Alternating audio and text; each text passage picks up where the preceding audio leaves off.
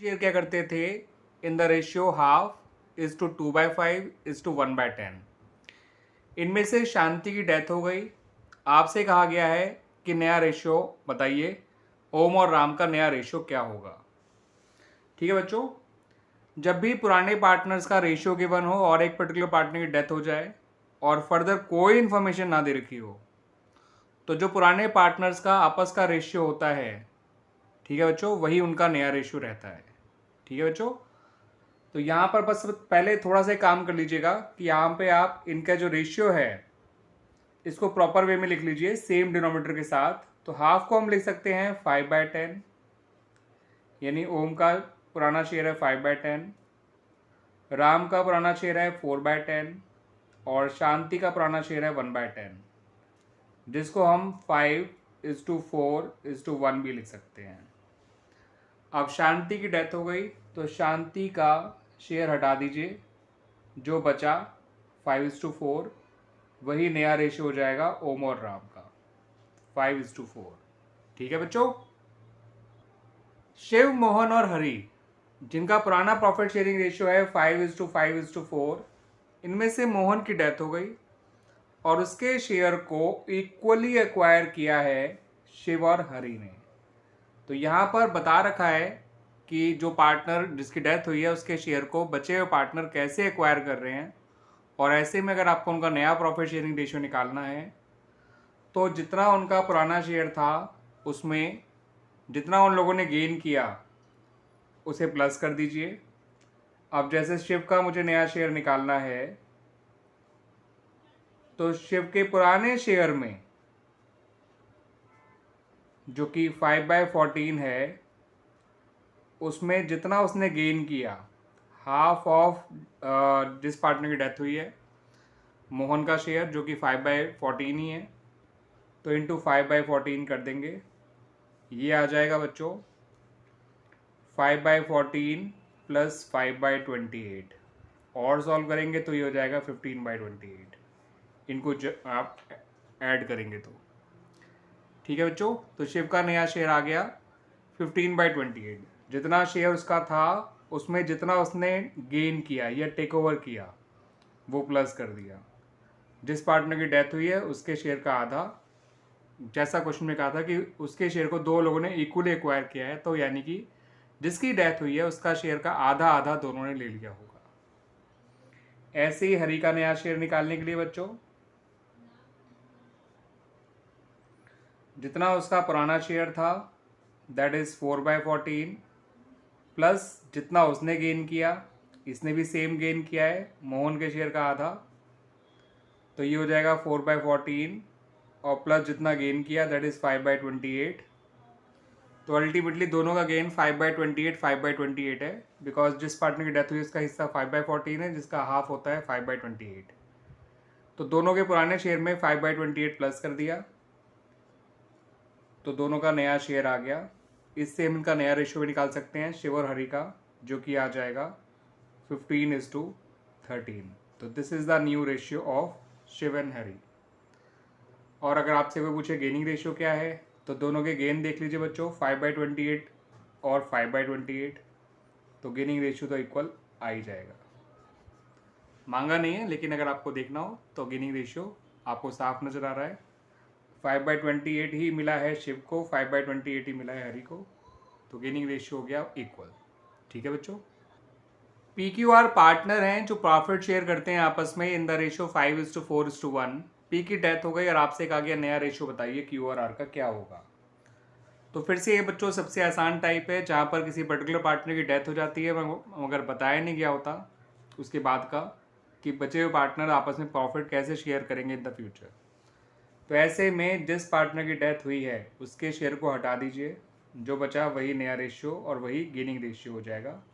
तो QRR का नया रेशियो और as well as gaining ratio दोनों ही क्या है बच्चों 4:1। ये सबसे आसान टाइप होती है बच्चों, ध्यान रखिएगा। अब इस क्वेश्चन को देखिए बच्चों, ABC पार्टनर हैं जो पहले प्रॉफिट शेयर क्या करते थे आपस में इन द रेशियो 4:3:2। बी ए की डेथ हो गई और जो बी और सी है उनका नया प्रॉफिट शेयरिंग रेशियो है 2:1। आपसे कहा गया गेनिंग रेशियो निकालिए ऑफ बी एंड सी। तो जब पार्टनर्स का ओल्ड रेशियो ही पता है, न्यू रेशियो ही पता है और आपसे कहा गया गेनिंग रेशियो निकालिए, तो उससे पहले गेन निकाल लीजिएगा। तो बी का गेन निकालना है, तो बी के नए शेयर में से जो कि 2/3 है माइनस कर दीजिए बी का पुराना शेयर जो कि 3/9 है। एलसीएम 9 आएगा, 3 3 जा 9, 2 3 जा 6, 9 1 जा 9, 3 1 जा 3, तो ये आ जाएगा 3/9। दिस इज बीज गेन। अब सी के गेन की बात करें बच्चों, तो सी का गेन आएगा उसका नया शेयर जो कि 1/3 है माइनस उसका पुराना शेयर जो कि 2/9 है। एलसीएम 9 आएगा, 3 3 जा 9, 1 3 जा 3, 9 1 जा 9, 2 1 जा 2, तो ये आ गया बच्चों 1/9। तो दोनों के गेन देख लीजिए, 3/9 और 1/9 है। ठीक है बच्चों, इसका मतलब उनका गेनिंग रेशियो हो गया 3:1। तो this is their gaining ratio. जब भी पार्टनर्स के ओल्ड रेशियो और न्यू रेशियो दोनों पता होते हैं और आपसे गेनिंग रेशियो निकालने को कहा गया है, तो पहले उनके गेन निकाल लीजिए। गेन का फॉर्मूला होता है new share minus old share. इसको आप ग्नो के नाम से याद रख सकते हैं बच्चों, गेन का फॉर्मूले को। ठीक है, और जब उनके गेन निकल आएंगे तो गेन को कंपेयर करके गेनिंग रेशियो निकाल सकते हैं, और इस तरह से हमारा आंसर आ गया ये वाला। ठीक है बच्चों, WXYZ जिनका पुराना रेशियो है 1/3, 1/6, 1/3 और 1/6, जिसको हम थोड़ा ऐसे भी लिख सकते हैं 2/6, 1/6, 2/6, 1/6। डिनोमिनेटर सेम कर सकते हैं, मतलब कहने का मतलब बच्चों ये है। और छोटा वन करें तो डिनोमिनेटर हटा के जब लिखेंगे तो 2:1:2:1 आ जाएगा इनका ओल्ड रेशियो WXYZ का। अब y की जो है डेथ हो गई और आपको WXZ का नया रेशियो इक्वल दिया हुआ है, इक्वल यानी 1:1:1।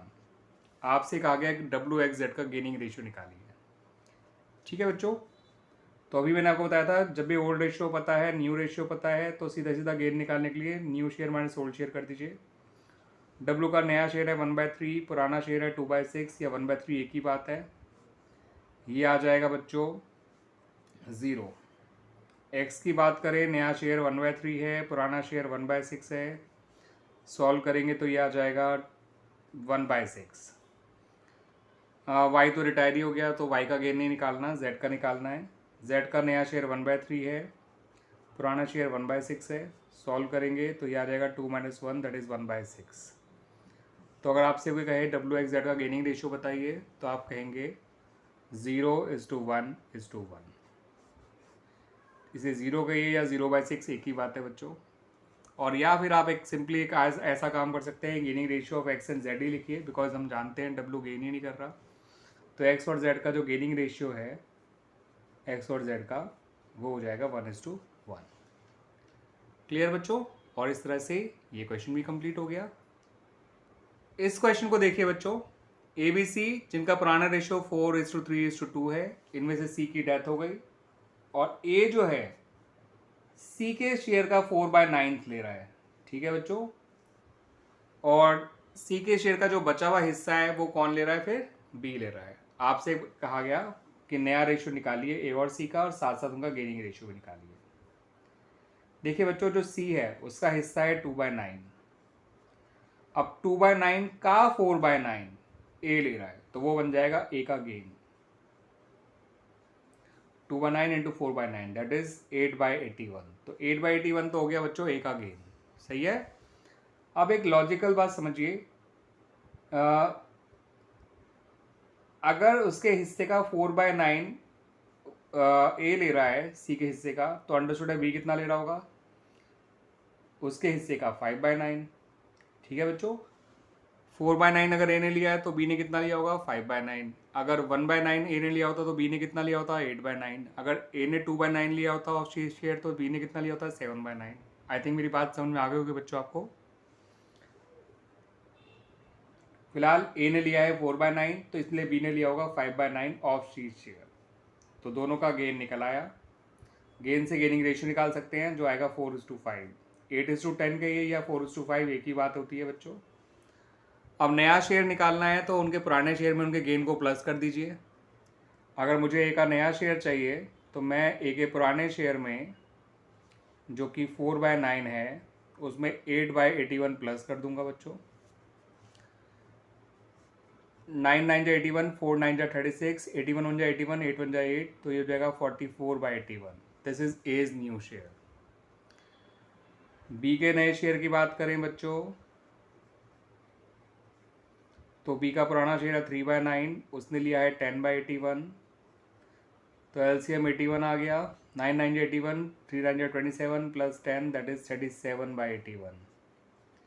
तो this is the new ratio of A and B, और ये है उनका गेनिंग रेशियो। क्लियर हो गया बच्चों ये क्वेश्चन अच्छी तरह से? हाँ, आइए अब बात करते हैं अगले क्वेश्चन की। केशव, निर्मल और पंकज जो हैं, जिनका पुराना रेशियो है 5:3:2, इनमें से पंकज की डेथ हो गई और उसके सारे शेयर को केशव ने एक्वायर कर लिया। तो पंकज का पूरा शेयर जो है वो केशव ने ही एक्वायर किया है। तो पंकज का हिस्सा है 2/10, ये आपका हो जाएगा केशव का गेन, क्योंकि साफ लिखा है कि पंकज के सारे हिस्से को केशव ने ही एक्वायर किया है। तो दिस इज केशव्स गेन। क्लियर बच्चों? अब केशव का नया शेयर निकालना है, तो उसके पुराने शेयर में जो कि 5/10 है, बस 2/10 और ऐड कर दीजिए। केशव का नया शेयर आ जाएगा 7/10। और रही बात निर्मल के नए शेयर की, निर्मल का नया शेयर वही रहेगा जो पहले था 3/10। ठीक है, उसने कुछ भी एक्वायर नहीं किया है, तो उसका जो पुराना शेयर था वही उसका नया शेयर है। तो चेक कर सकते हैं बच्चों, नया रेशियो आ गया केशव और निर्मल का 7:3। और इस तरह से हमारा ये क्वेश्चन भी कंप्लीट हो गया बच्चों। तो बच्चों इस वीडियो में मैंने जो आप लोगों से क्वेश्चन डिस्कस करे हैं, ये सारे क्वेश्चन हैं related to death of a partner from the chapter death of a partner, और ये चैप्टर नंबर 6 है बुक टी.एस. ग्रेवाल का, और जिस एडिशन से मैं क्वेश्चन करा रहा हूँ वो है 2023। उम्मीद करता हूँ बच्चों कि आपको सारे सॉल्यूशन आसानी से समझ में आ गए होंगे।